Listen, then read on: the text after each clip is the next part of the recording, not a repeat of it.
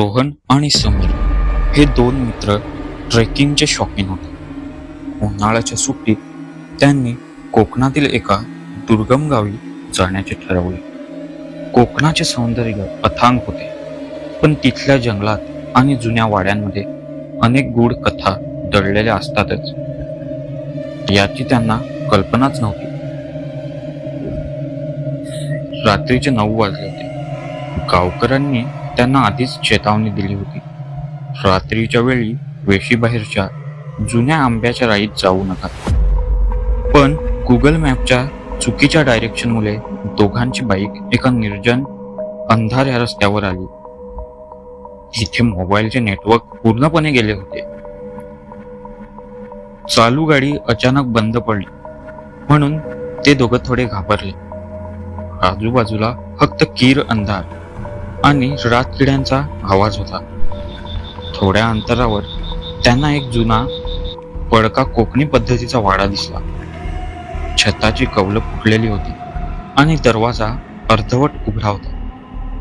रात्रीचा आसरा घेण्यासाठी दोघेही नाईलाजाने त्या वाड्यात शिरले.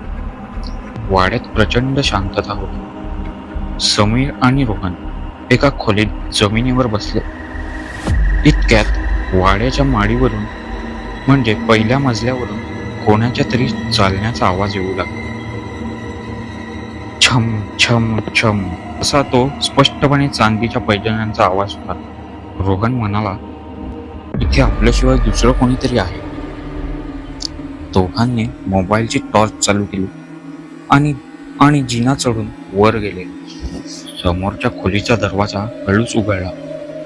खोलीच्या कोपऱ्यात एक लहान मुलगी पाठ फिरवून बसली होती आणि बाहुलीशी खेळत होती. समीरने विचारले, बाळा, तू इथे एवढ्या रात्री एकटी काय करतेस?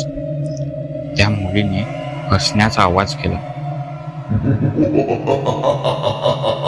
तो आवाज लहान मुलीचा नव्हता, तर एका वृद्ध स्त्रीचा होता. जेव्हा तिने मागे पाहिले तेव्हा तिचे डोके पूर्णपणे 360 डिग्री फिरले होते. तिचे डोळे रक्तासारखे लाल होते.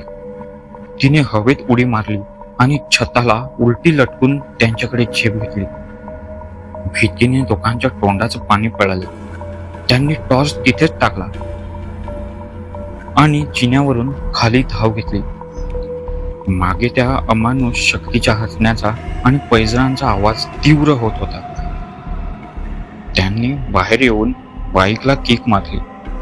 2-3 झटक्यात सुदैवाने बाईक सुद्धा चालू झाली. त्यांनी मागे न बघता थेट गाव गाठले. सकाळी ही बातमी गावात पसरली. गावकऱ्यांनी त्यांना सांगितले, त्या वाड्यात 50 वर्षांपूर्वी एका रात्रीत एका कुटुंबाचा गूढ मृत्यू झाला होता. तेव्हापासून तो वाडा भूलभुलैया म्हणून ओळखला जातो. हे सर्व ऐकून त्या दोघांना प्रचंड भीती वाटली. त्यांना सरसरून ताप सुद्धा आला होता. गावाच्या एका मंदिरात गावकऱ्यांनी त्यांना नेऊन आणले. तेव्हा त्यांना थोडं बरं वाटलं आणि पुन्हा रात्री अपरात्री कधी जायचं नाही असं त्यांनी ठरवलं.